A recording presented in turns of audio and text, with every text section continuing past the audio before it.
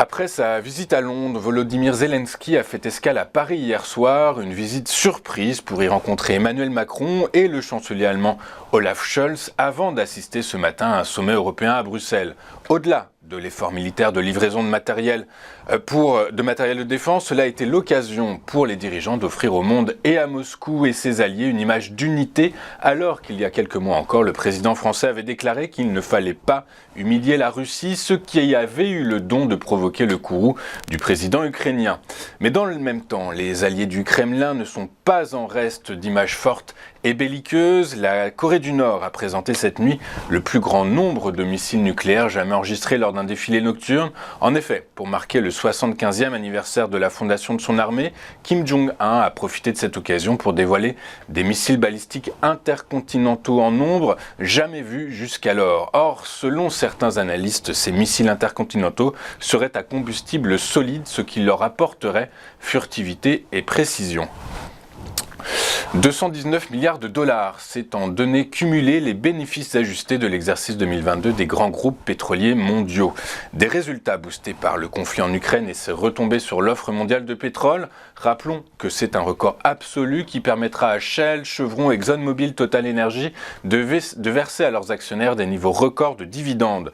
Mais ces niveaux records font polémique et les majeures pétrolières se sont attirées l'ire des gouvernements et des ONG. Aux États-Unis, ce n'est ni plus ni moins que Joe Biden qui a jugé ses profits scandaleux. En France, hier, le siège de Total Energy s'est fait teindre la façade en rouge par des militants écologistes dénonçant les projets climaticides menés selon eux par le groupe pétrolier français et l'absence de justice dans la répartition des richesses issues de ces bénéfices. Toujours est-il que ces résultats records vont relancer le débat sur la taxation des super-profits en France. Non contents de s'écharper sur la réforme des retraites, les députés français ont profité de cette annonce pour marquer leurs différences de point de vue et ainsi mettre le gouvernement dans un nouvel embarras. Malgré des données solides qui ont donné le tournis au marché financier et après les géants de la tech qui ont annoncé plus de 100 000 licenciements en données cumulées, c'est au tour de Disney d'annoncer son propre plan de licenciement visant plusieurs milliers d'employés. Et si Disney n'est pas une entreprise de la tech, c'est bien sa plateforme Disney+ qui est en cause. En effet, malgré les bons résultats du groupe Disney, la plateforme de streaming n'a toujours pas atteint l'équilibre. Pire, les pertes s'accumulent. Au dernier trimestre 2022, elles ont été de 1,1 milliard de dollars. C'est un peu mieux que le trimestre précédent, à 1,5 milliard, mais ça reste dans le rouge. Enfin, au chapitre microéconomie, avec un bénéfice en hausse de 9% à 1,56 milliard d'euros, le Crédit Agricole a fait mieux que prévu au quatrième trimestre 2022. Le groupe mutualiste a donc confirmé ses objectifs 2025. Avant de poursuivre notre émission, regardons ce qui s'est passé sur les principales places boursières de la planète hier. Les bourses européennes ont clôturé en ordre dispersé alors que les investisseurs restent dubitatifs face à la trajectoire des taux directeurs des principales banques centrales malgré des discours fermes et lucides sur le temps économique de la désinflation. À Paris, le CAC 40 a terminé en baisse de 0,18% à 7119 points. Le FTSE a signé un gain de 0,26% et le DAX de 0,6%. À New York, hier, la bourse a terminé en baisse, contrariée par une nouvelle déclaration d'un membre de la Fed qui s'est déclaré en faveur d'un maintien des taux élevés à moyen terme, ainsi que par des prévisions de sociétés jugées prudentes. Le Dow Jones a cédé 0,61%, le Nasdaq a plié de 1,68% et le S&P 500 a reculé de 1,11%.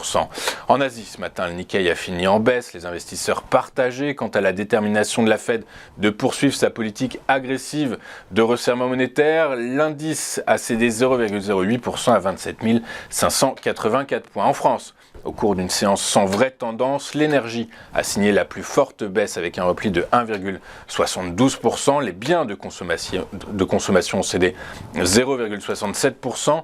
Les utilities et les matériaux de base ont réalisé les meilleures performances du jour avec des gains respectifs de 0,91 et 0,90%. TGG a réalisé pour la seconde fois la meilleure performance de la journée sur le SBF 120. Le titre s'est apprécié de 7,09% à 85 centimes d'euros et ça juge plus de 40% depuis le 1er janvier.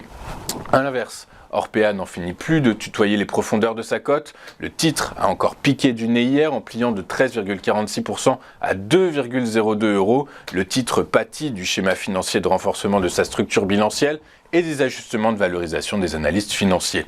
Sur le Forex, le dollar index a reculé face à un panier de 6 devises internationales. Après les propos jugés initialement incommodants du président de la Réserve fédérale américaine, l'euro s'est apprécié de 0,1% à 1,0735 $. Sur le marché des rendements obligataires, le taux souverain des principales économies de la zone euro se sont appréciés suite à la décision de la BCE de réduire le taux qu'elle verse sur les dépôts détenus par les gouvernements et autres entités publiques afin de les inciter à rediriger ces liquidités vers l'économie réelle. Le taux allemand à 2 ans, le plus sensible à ces annonces de politique monétaire, s'est envolé de 10 points de base à 2,71%.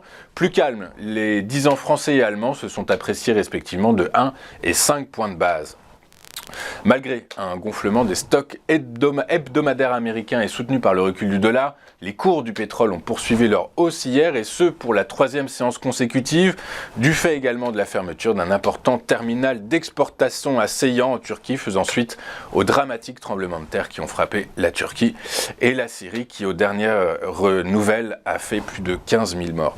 Les cours du baril de Brent pour livraison en avril a pris 1,67% à 85,09 $. Son équivalent américain, le baril de WTI, pour livraison en mars, a gagné lui 1,72% à 78,47 $. Enfin, du côté des cryptos, le Bitcoin a cédé 1,27% à 22 940 $ et l'Ethereum a lui cédé 0,83% à 1651 $ l'unité. On va marquer une rapide courte page de publicité avant de retrouver, comme convenu, comme promis, comme tous les jeudis matins, Xavier Fono qui va décrypter pour nous la séance du jour à Paris dans Chronocac. À tout de suite sur Téléfinance.